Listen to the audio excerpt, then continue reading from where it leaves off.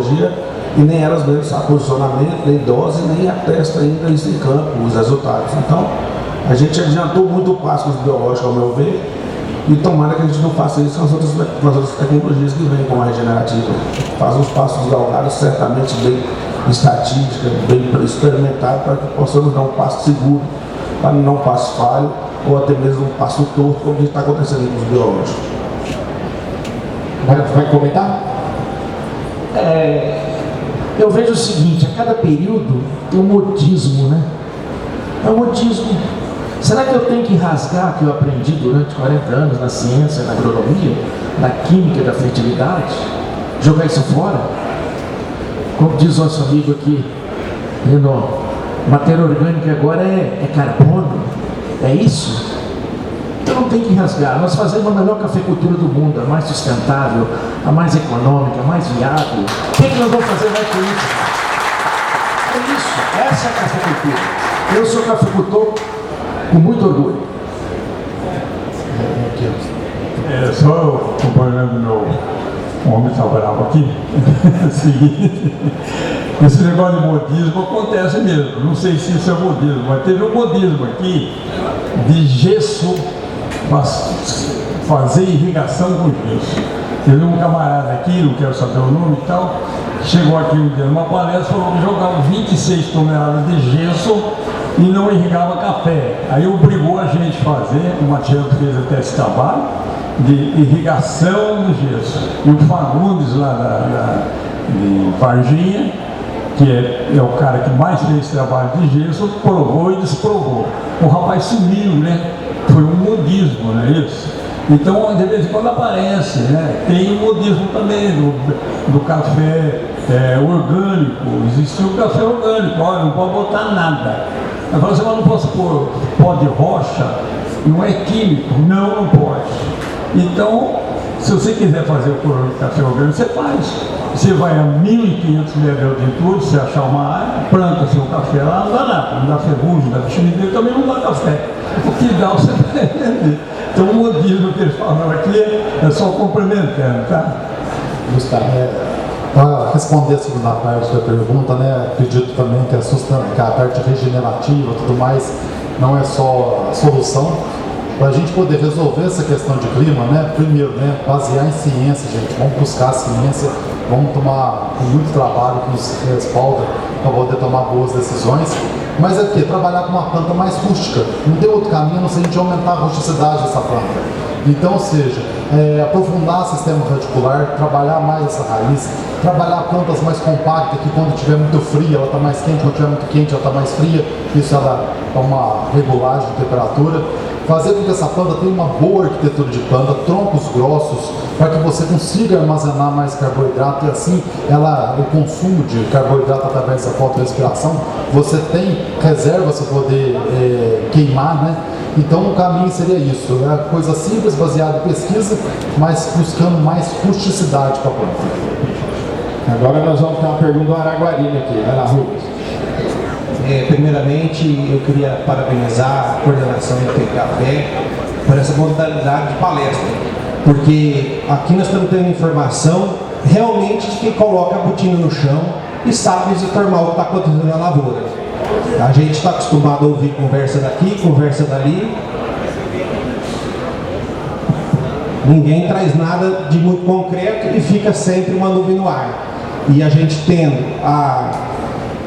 o manifesto de cada um de vocês aí, de realmente o que está acontecendo na lavoura, nós temos um meio melhor de estar programando nossa comercialização daqui para frente. Porque enquanto a gente tinha um estoque alto e o clima vinha favorável, estava tudo certo, ficava muito fácil de lá para cá. Hoje nós vamos, acho que mandar um pouco mais daqui para lá, entendeu? E por isso nós temos que ter a informação correta igual a de vocês. Agora, minha pergunta vai para o Gustavo. Ele fatiou o sul de Minas em diferenciais tecnológicos, certo? Eu gostaria de saber se ele tem a porcentagem referente a cada diferença de tecnologia praticada no sul de Minas. Tá, esse número não tem, tá? Eu tento ter um gráfico, um slide que eu mostro daqui, que eu ponho nível baixo de tecnologia em termos de grandeza e número de quantidade de produtores, não em área. Mas assim, baixo é pequeno, e baixíssimo, né, que além desse aqui que a gente me mostrou é pequeno, e o baixo é o grande número. Então, ou seja, uma grande parte, em torno de 22, 25 sacas de café por hectare, num nível bem baixo, e depois médio reduzido e alta bem reduzido também. Então, eu fiz um desenho para poder mostrar, porque realmente número a gente não tem, mas com certeza predomina o nível baixo, inclusive para a gente poder aumentar nossas produtividades, para nós participar mais do mercado mundial de produção de café. Basta a gente sair desse grupo de baixa tecnologia, né? Você pega a média da Conab, que é 28 sacas de café por hectare. Se nós tirarmos os nossos cafeicultores desse patamar e jogar para 30, 40 sacas de café por hectare, nós vamos continuar dominando e não é difícil. Tem um certo trabalho, mas eu acho que a melhor estratégia para participar mais do mercado de café do Brasil, participar mais, é aumentando esse nível tecnológico. Só para complementar, um detalhe que eu ia falar na apresentação, eu evitei de comentar, mas agora eu estou um pouco mais corajoso, é sobre a questão da venda futura. Venda futura, eu lembro lá atrás, que a gente fez algum comentáriozinho, mas algo vale todo mundo repensar aqui, né? A situação é o seguinte, quando chegou lá a venda futura anunciando para o ano que vem a 2.750, quase 2.800, eu, com tanta cacetada que eu já tomei na cabeça, eu me rendi e fui lá e escrevi no papel lá na cooperativa lá. R$3.000 eu vendo. Fiz um termo de compromisso de venda, a R$3.000. E saí dali. Quando eu cheguei em casa, eu estava refletindo nisso. Porque a situação é a seguinte, eles acertaram esse desastre todo da safra 5 meses antes, né? Depois de junho, julho, agosto, setembro, outubro, quando chegou a florada, estourou a florada, foi tudo por água abaixo, mas o mercado já tinha acertado 5 meses antes. E eu estava tentando adivinhar a situação agora, eu estava pensando comigo, eu até já preparei uma reza. Gente do céu, papai do céu, se chegar a R$3.000 o saco, tá vindo um desastre aí. Mas tomara que acerta só o meu vizinho. Pelo amor de Deus. O Rubens chamou a atenção na colocação dele de que nós temos absoluta certeza de que as informações que os nossos convidados passaram aqui são informações reais daquilo que eles estão passando no campo, né? E não são informações para tentar manipular mercado, né? A gente tem convicção disso, né? Que isso é muito importante. Naquilo que ele falou, você que vai fazer sua posição, seja de venda futura ou não, o que vai acontecer com a safra brasileira, aí é uma outra coisa. Mas que as informações que foram passadas aqui, a gente não tem dúvida de que elas são verdadeiras. Não tem ninguém mais que levantou a mão, nós temos 5 minutos para terminar e eu vou fazer uma provocação então. O Santinato acho que colocou que ao invés de botão floral nós estamos tendo vegetação. Acho que o Ronaldo comentou isso também. Não sei se mais algum consultor teve essa visão no campo. E eu queria provocar o seguinte, isso pode ser em função de um excesso de nitrogênio, porque a gente teve pouca chuva, as lavouras estavam adubadas, e de repente com essa chuva, com esse montante de chuva, a gente teve alguma coisa que foi perguntado só para provocar um pouquinho mais. Não, isso aí não existe excesso de nada, existe desequilíbrio. Você pode ter 200 kg de N e 200 kg de K, isso está equilibrado. Você pode ter 400 de N, 400 de K, isso está equilibrado. Agora, se eu ponho 300 de N e um empenho para cá, o que acontece de cá no teu fruto? Não grana. Então interessa desequilíbrio. Não é o N que vai fazer palmear e papapá porque ele está alto. Quanto que é alto dele?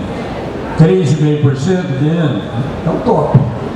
Mas tem área de 4, mas tem um potássio de 2,80, é bom. Entendeu? Então, o interessante é equilíbrio. Hoje também, não sei quem falou aí, põe o calcário pra cacete. Não põe calcário pra cacete não, a argiloso é 4, não pode passar de 4. Textura média é 3, arenoso é 2, sabe por quê? Porque quando você passa de 6,5, você não tem mais fósforo, você não tem mais micro. E tem nego aí querendo jogar 6 toneladas, 7 toneladas de calcário. Então voltando para o passado. coisa que foi feita no EAC de 1900 e nada, né? Mesma coisa do gesso. O gesso tem que ser jogado quando precisa, quando você tem 30% do M, quer dizer, a saturação de alumínio a 40 centímetros, por 30, você vai jogar 4 toneladas de calcário, você põe uma de gesso junto, vai jogar 3, você põe 750 quilos, vai jogar 2, porém, no outro você põe meio. Isso é equilíbrio, né? Isso tem em tudo aí. Hoje nós estamos conversando, acontece o seguinte, a molecada nova que está formando, tem gente aí de cabeça muito boa, tenho conversado com a molecada aí, só que a formação hoje da nossa profissão, que você vai fazer mestrado, você vai fazer doutorado, ele pede o professor, eu não sei se é tempo, faz revisão dos últimos 5 anos. E aí ele vai e fala, pô, vou fazer um trabalho de calagem, que foi feito há 50 anos atrás. O primeiro trabalho de calagem foi em 1970. Foi o trabalho que permitiu que todos nós que estamos aqui hoje falando de café. Não se plantava café em Cerrado. Esse trabalho foi feito no Cerrado de Batatais, em 1970, cara. Eu formei em 67. Tive a oportunidade de trabalhar com o pessoal que fez esse trabalho. E foi vazado desse trabalho, o Matiel está aí, ele pode falar com vocês, que deu coragem para nós agrônomos, nós éramos 360 agrônomos e técnicos agrícolas no Brasil todo, que deu coragem de a gente entrar aqui, Araguari, plantar 17 mil hectares, Patrocínio, não sei quanto, sul de Minas, rasgar. Você do Minas, o pessoal não tinha muito medo, porque lá fala assim, tem um pouquinho de terra de cultura, aqui o cara tinha medo. Aqui não valia nada, tá certo? E foi um trabalho de 1970, aí o cara hoje vai formar, ele sabe se existe trabalho? Não. Por quê? Porque não faz pesquisa, entendeu? Não lê o que está. Está tudo nas bibliotecas, é só querer ler. Não é que é livro de quem está fazendo o mestrado, muito menos das universidades. É que a universidade hoje não tem dinheiro parado, não faz mais nada, não faz mais pesquisa, está aí, cadê os recursos? O IAC está cheio de colega nosso de mais alto gabarito e não tem um técnico agrícola, não tem um prático, porque o cara ganha 2 contos, Campinas você mora 2 contos, vai morrer mais da ponte, tá certo? Quanto muito a gente tem que dar graças a Deus a essas firmas que estão aí, que bancam esses negócios, que vai bancar o evento nosso, aliás, quero convidar vocês depois, que paga, ajuda a gente a fazer. Nós fazemos pesquisa de bicho mineiro, fazemos, de ferrugem fazemos, mas nós fazemos de variedade também, que nenhuma firma paga. Então, falando lá no que o rapaz falou, hoje o Matiel está aí, a Fundação Procafé tem uma série de variedades, nós estamos com 22 campos com material de genético dado lá pela Fundação no Brasil inteiro, onde mostrando que tem 3 ou 4 variedades altamente produtivas que tem uma resistência seca, já é um fator para melhorar, né? Bom, estou falando demais. Ó, tá todo mundo aí convidado, sexta-feira, dia 11, em Patos de Minas, na Unicamp, na Unipan, no centro da Universidade da Unipan. Vai ter 4 palestras lá, uma do Zé Braz Matiel, uma minha lá de matéria orgânica, uma do professor Borém, quem gosta de qualidade, uma do menino que trabalha comigo, faz favor de levantar aí para o pessoal te conhecer. E à tarde vai ter um almoço, depois à tarde mais 3 palestras, e no sábado de manhã, no nosso dia de campo lá, vamos ver uma série de ensaios, e depois nós vamos fazer uma carreata, vai ter um churrasco, vai ter uma carreata numa fazenda modelo, onde nós estamos com essa variedade de asa branca, falaram hoje de produtividade, tem uma asa branca lá de primeira safra, plantado até meio tardio em janeiro, com 80 sacos por hectare. E maravilha, e o Matiel amanhã lá, depois da manhã vai falar sobre variedade resistente, olha bem, a bicho mineiro, tá? Onde nós temos o nosso campo do Rio Paranaíba, também temos isso. Então estão todos convidados, não paga nada, cada um leva 1 quilo de alimento que vai para o asilo, que eu já estou preparando minha ida para lá. Um abraço a todos.